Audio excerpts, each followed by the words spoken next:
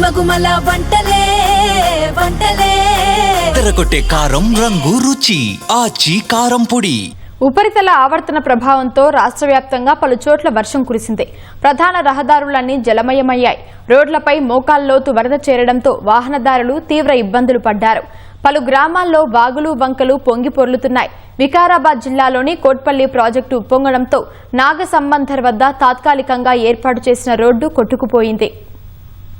రాష్ట్రంలో వద్దన్నా వర్షాలు కురుస్తున్నాయి. మొన్నటి వరకు కురిసిన వానల నుంచి తేరుకోకముందే మళ్లీ వరుణుడు ప్రతాపం చూపించాడు. మెదక్ జిల్లాలోని కొల్చారం, చిన్నశంకరంపేట, టేక్మల్లో భారీ వర్షం పడింది. ములుగు జిల్లా ఏటూరు నాగారంలో అత్యధికంగా 11 సెంటీమీటర్లు, ఖమ్మం జిల్లా లింగాలలో 10 సెంటీమీటర్ల వర్షపాతం నమోదైంది. కరీంనగర్ జిల్లా హుజురాబాద్ పరిధిలో వర్షానికి కరీంనగర్ వరంగల్ జాతీయ రహదారిపై వర్షపు నీరు నిలవడంతో వాహనాల రాకపోకలకు అంతరాయం ఏర్పడింది.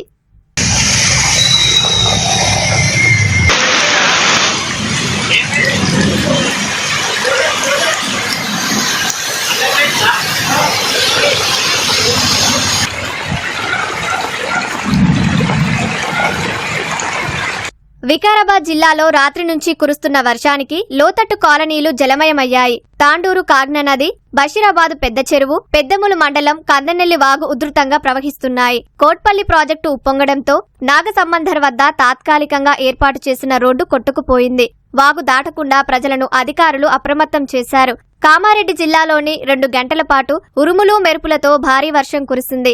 ఎడతెరిపిలేని వర్షంతో రోడ్లన్నీ చెరువులను తలపిస్తున్నాయి. ఇళ్లలోకి వరద చేరడంతో ప్రజలు నానా అవస్థలు పడ్డారు.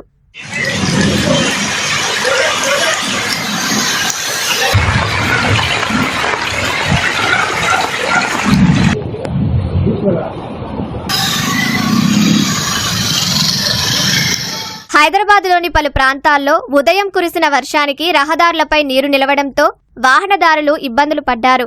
హైడ్రా జీహెచ్ఎంసీ సిబ్బంది రంగంలోకి దిగి లోతట్టు ప్రాంతాల్లో వరద నిలవకుండా చర్యలు చేపట్టారు.